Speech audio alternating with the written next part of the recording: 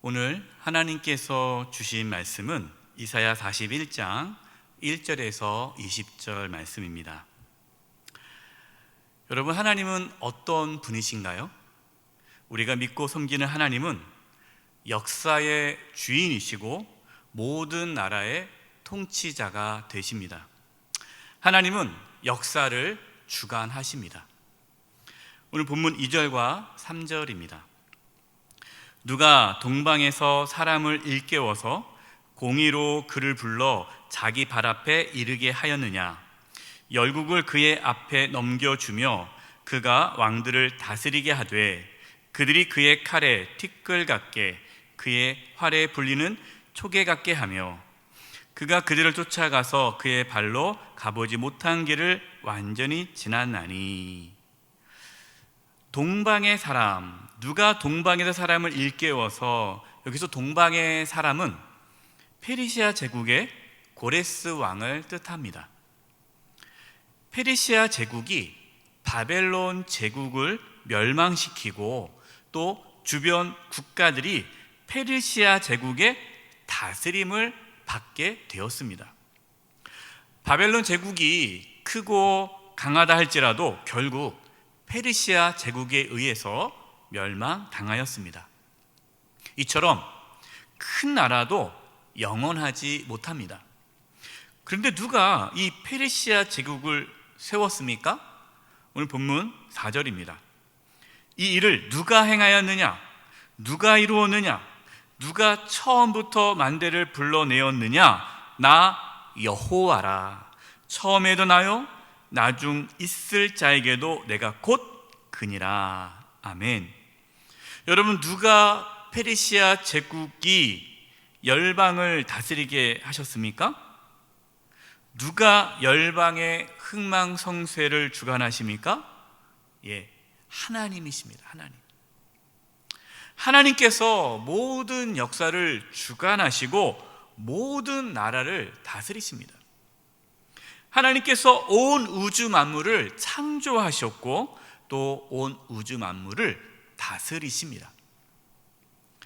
그러나 사람들은 창조주 하나님을 알지 못하고 다른 우상들을 의지하고 섬기는 어리석은 짓을 합니다.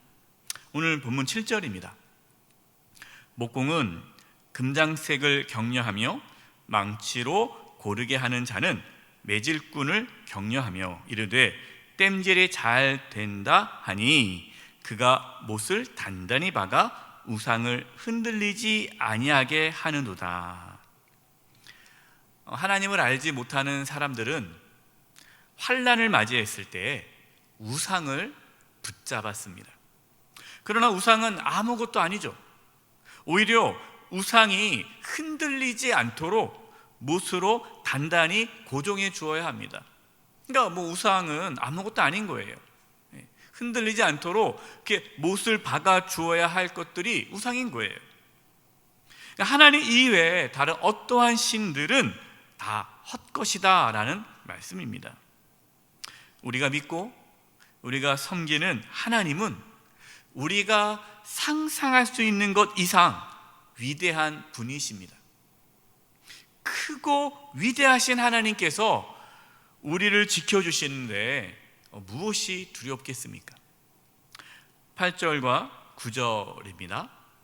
그러나 나의 종 너 이스라엘아, 내가 택한 야곱아, 나의 벗 아브라함의 자손아, 내가 땅 끝에서부터 너를 붙들며 땅 모퉁이에서부터 너를 부르고 내게 이르기를 너는 나의 종이라. 내가 너를 택하고 싫어하여 버리지 아니하였다 하였노라. 아멘. 하나님께서 이스라엘을 택해 주셨습니다. 아브라함을 자신의 벗이라고 말씀하십니다.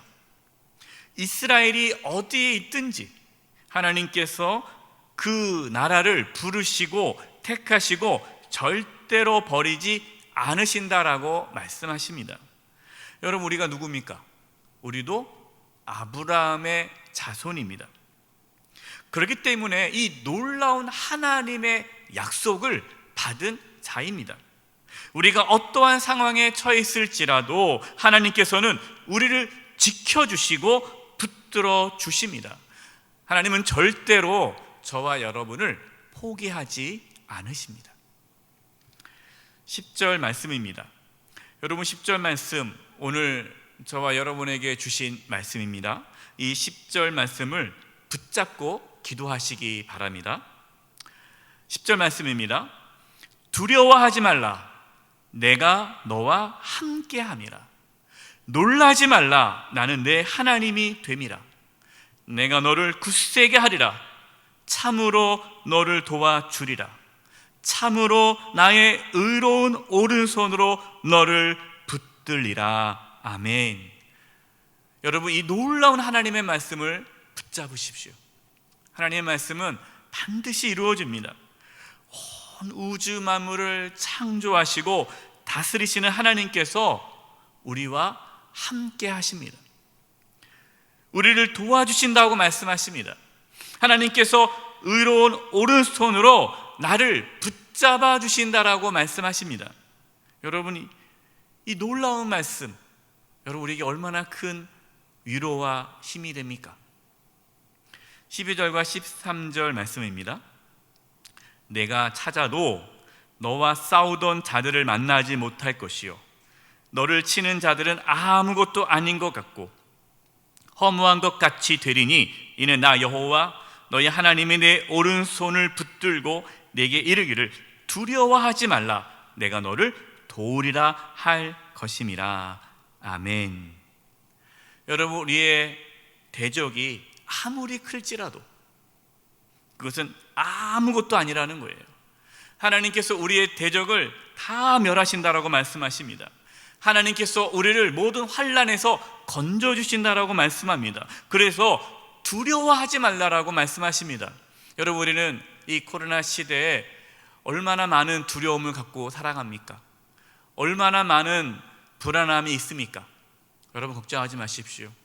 어떠한 환난도 우리를 해할 수 없습니다. 하나님께서 모든 환난을 물리치시고 우리를 붙잡아 주시고 우리를 승리케 주십니다. 세상은 아무것도 아닙니다.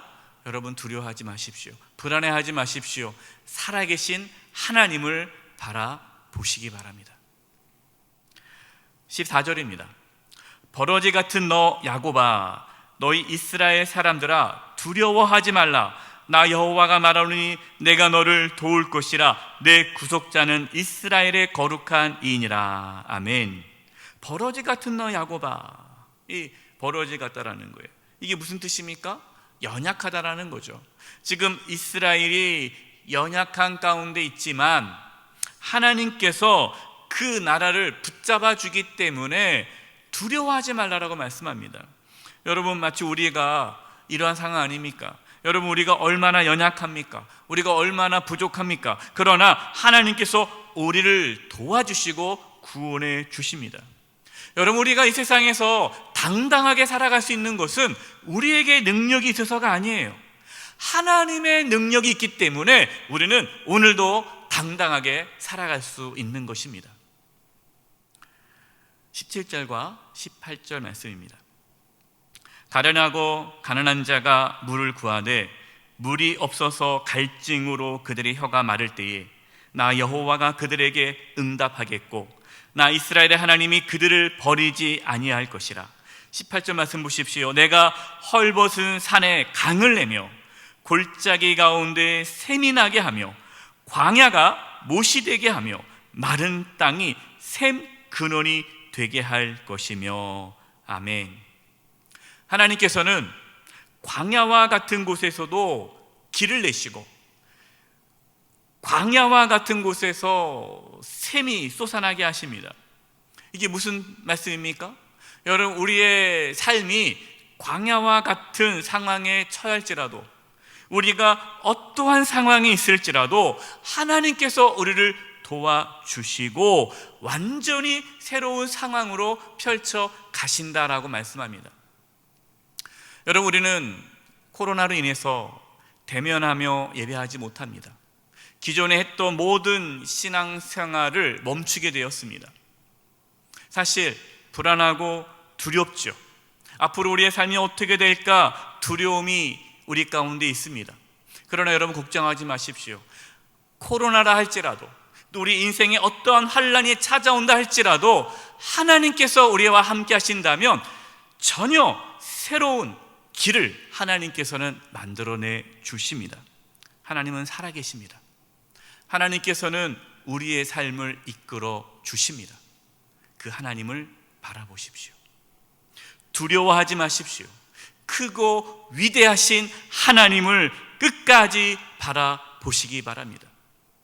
생사 화복이 하나님의 손에 있음을 믿으시고 오늘도 담대히 살아가는 저와 여러분 되시기를 간절히 축원드립니다. 기도하겠습니다. 살아계신 하나님 아버지, 저희들에게 믿음을 부어주셔서 코로나 시대에 두렵고 불안한 이 마음이 회복되게 도와주시고 살아계신 하나님을 바라봄으로 우리 마음에 두려움이 사라지게 하여 주시옵소서.